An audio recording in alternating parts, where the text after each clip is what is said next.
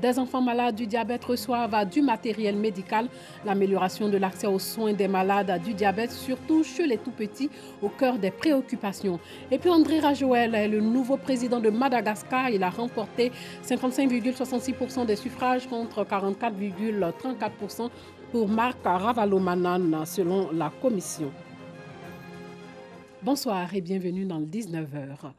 Un arbre de vie pour redonner le sourire aux enfants malades du diabète. Sur les branches de cet arbre pour imager du matériel médical. Une idée de l'Association des parents d'enfants diabétiques en collaboration avec l'Institut national de santé publique. Bien que le gouvernement ait négocié à la baisse les prix de l'insuline et des antidiabétiques oraux, le manque d'approvisionnement des centres de soins publics oblige les patients à se fournir en officine. Le reportage de Awa Diaby commenté par Douadé Lazer. Ruth Ngata, âgée de 11 ans, est malade du diabète de type 2 depuis 8 ans. J'ai eu le diabète de type 2 à 3 ans. Un jour, j'étais un peu inconscient, et donc maman m'a donné un peu de sucre. Et après, elle m'a amené à l'hôpital pour venir faire une consultation. J'utilise des insulines, je me pique matin, midi, soir, et puis un avant de partir me coucher. Elle se rend à une rencontre dénommée Arbre de vie, initiée par l'Association des parents d'enfants diabétiques de Côte d'Ivoire, en collaboration avec l'Institut national de santé publique. Une activité qui a pour objectif d'apporter le sourire à ces enfants vivant avec le diabète en ces périodes de fêtes de fin d'année. 50 enfants diabétiques ont reçu à cette occasion du matériel médical. Nos parents se battent pour nous offrir les bandelettes, les insulines et tout ça. Et vu qu'ils nous offrent tout ça, c'est vraiment une joie. Nous payons d'habitude les bandelettes à 25 000 francs pour les 50 et 15 000 francs pour la bandelette à 25 l'unité. Mais vraiment, ce que nous venons de recevoir aujourd'hui nous fait un baume au cœur. Il vient d'être annoncé que pour les analyses, nous aurons une réduction de moitié pour la prise de, comment on appelle ça, l'hémoglobine glyquée. Et vraiment, je suis heureuse. C'est un grand cadeau de Noël pour nous les parents. Ce don de matériel médical va permettre d'assurer le suivi de ces enfants malades du diabète et soulager leurs parents. Je ne savais pas que le diabète des enfants existait. Et je l'ai appris grâce au docteur. Et je peux vous dire que ça a été un choc pour nous. Et nous avons décidé au niveau de Sport Plus d'apporter notre petite contribution au niveau de la lutte contre le diabète. Donc pour nous, il est important de pouvoir, à chaque manifestation que nous allons organiser, parler du diabète. La prise en charge du diabète n'est pas du tout aisée. Les soins, les examens médicaux restent toujours vraiment inaccessibles pour la plupart des parents. Et c'est vraiment faciliter cette accessibilité-là qui nous a poussé à mettre nos forces en commun et essayer d'approcher certaines institutions pour pouvoir atteindre nos objectifs. Pour l'endocrinologue, le diabète des enfants mérite une attention particulière de la part des autorités en vue de faciliter leur prise en charge. Il s'agit d'une pathologie chronique comme le diabète de type 2, mais c'est une pathologie qui survient en général dans des familles modestes et qui vont impliquer et les enfants qui sont jeunes, à qui on va soumettre des contraintes, mais également les parents qui vont tomber devant un diagnostic de diabète chez un enfant. Quand on sait que c'est chronique, que c'est pour toute la vie, il faut une attention particulière parce que financièrement, ça coûte. Les parents, au bout de 5-10 années de suivi, ils s'épuisent financièrement. Les enfants rentrent dans l'adolescence, ça devient difficile et malheureusement, on en perd chaque année. Notre rêve, c'est d'avoir une loi, un décret qui puisse décider de prendre en charge vraiment les enfants diabétiques gratuitement, comme ça le fait avec le VIH. Est-ce que ça sera subventionné par l'État de Côte d'Ivoire? Est-ce que ça sera subventionné par des donateurs? Mais il faut qu'on arrive au stade où les enfants viennent recevoir la prise en charge, mais gratuitement. Ça permet de soulager les parents et ça permet d'améliorer l'observance du suivi. Le diabète est la perte pour l'organisme de son aptitude à contrôler la hausse de glycémie, c'est-à-dire le sucre dans le sang. Tueur silencieux, le diabète constitue un problème majeur de santé publique en Côte d'Ivoire. Plus de 2% de la population est touchée par le diabète en Côte d'Ivoire. L'on enregistre plus de 4000 décès liés à la maladie chaque année. L'Institut national de santé publique de Côte d'Ivoire a enregistré à ce jour 229 dossiers d'enfants diabétiques et 101 enfants y sont suivis de façon régulière. La loi ivoirienne prévoit pourtant des soins gratuits pour des enfants de 0 à 5 ans. Un test qui n'est en réalité plus appliqué, faute d'approvisionnement en médicaments. En novembre 2017, le ministère de la Santé a annoncé un partenariat avec un laboratoire.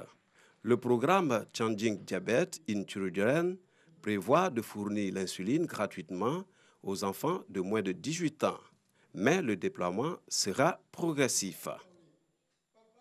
Sachez qu'une voiture a pris feu au sous-sol d'un immeuble de la commune du Plateau aujourd'hui.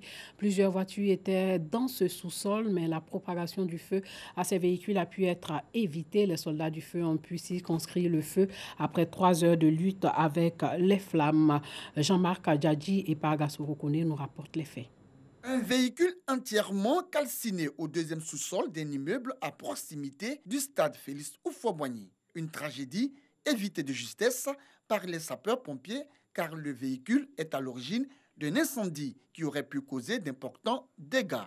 Ce matin, aux environs de 08h50, on a été alerté donc pour un feu au niveau donc du plateau, immeuble XL, face entrée principale stade Félix Houphouët-Boigny.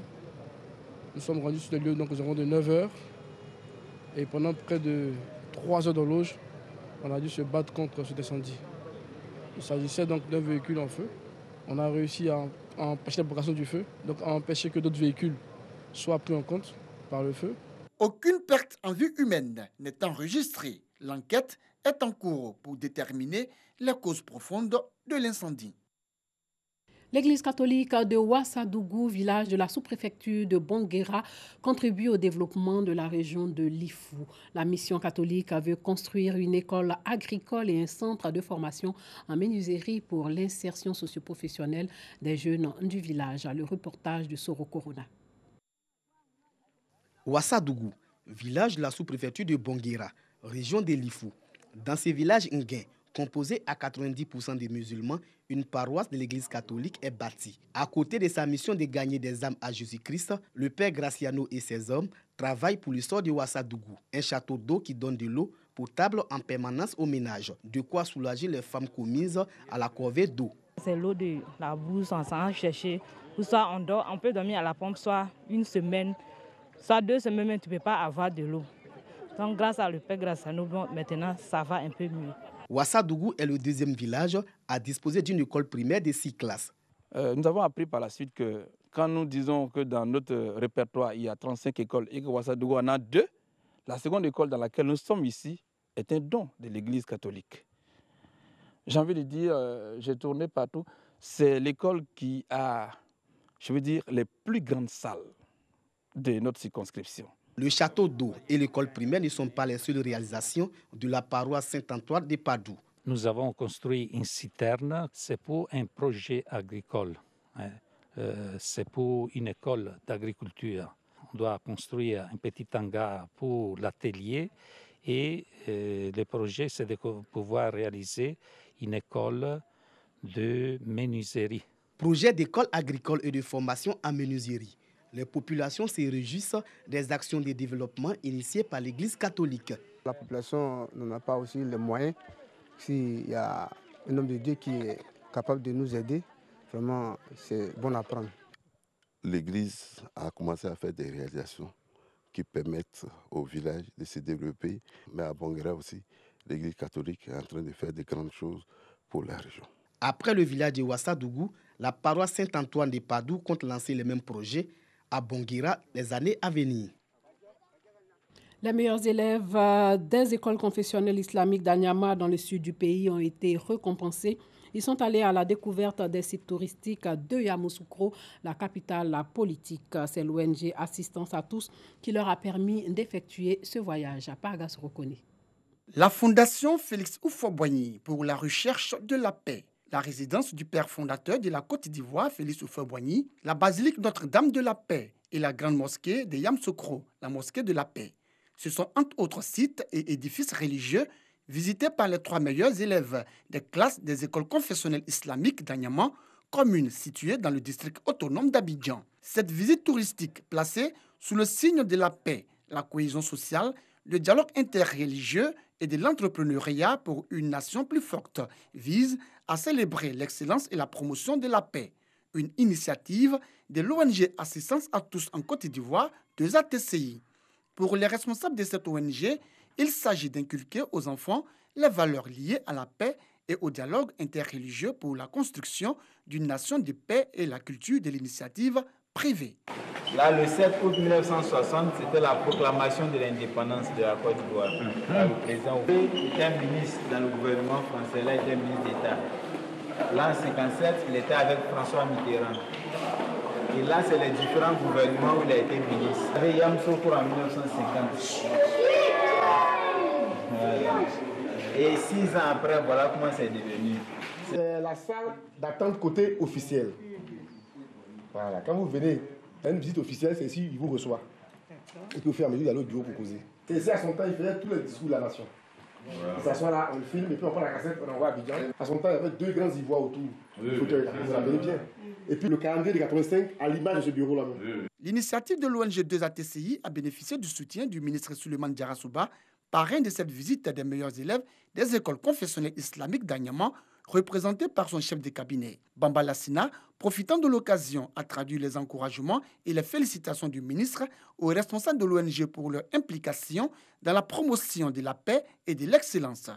Au cours de cette visite touristique, ces élèves ont pu découvrir le parcours du père de la nation dans sa quête pour la pérennisation de la paix en Côte d'Ivoire et en Afrique, mais aussi pour son combat pour le développement de notre pays.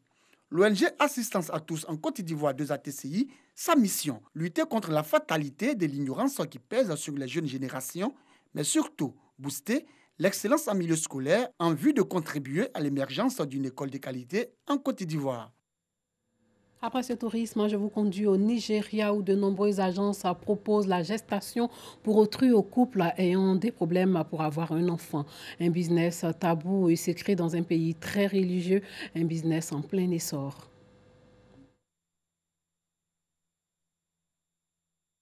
Tous les matins, Toyin prépare ses enfants pour l'école.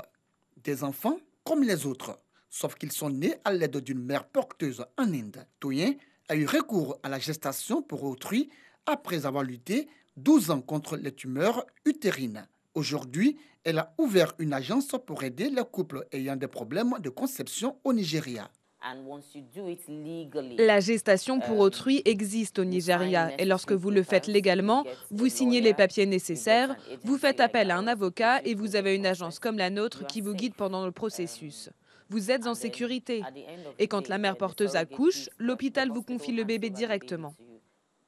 Au Nigeria, aucune loi encadre la GPA, gestation pour autrui. Elle n'est ni autorisée ni interdite. Ada a reçu 5 000 € avec un logement pendant la grossesse pour être une mère porteuse. Son mari a accepté car il était sur le point d'être expulsé. J'ai presque donné ma vie pour que nous déménagions. À ce moment, les tribunaux venaient pour expulser les familles des maisons et jeter nos affaires dans la rue. Ça m'était impossible à imaginer. Pays profondément spirituel, la gestation pour autrui est mal vue au Nigeria par les chrétiens évangélistes et les imams. Quant à l'infertilité chez la femme, elle est perçue comme une punition divine. Même si le business de la fertilité est en plein essor, il reste bien souvent tabou. The numbers in the last 2 years have really gone up. And we have Les chiffres ont vraiment augmenté ces 2 dernières années. Nous n'avons pas seulement des personnes qui résident au Nigeria, mais beaucoup aussi d'Europe, des Nigérians vivant en Europe ou aux États-Unis. La gestation pour autrui n'est cependant pas accessible financièrement à toutes les familles. Certaines se tournent vers l'adoption et les usines à bébés des maternités où les femmes accouchent sous X d'enfants non désirés. André Rajoel remporte la présidentielle à Madagascar selon les résultats officiels provisoires publiés par la Commission électorale nationale indépendante. Il devance son rival Marc Ravalomanana au second tour qui s'est tenu la semaine dernière avec 55,66% des suffrages contre 44,34%. Ces résultats pourraient être contestés. Ravalomanana a jugé le scrutin entaché de fraude. Voilà, c'est tout pour ce soir. Portez-vous bien.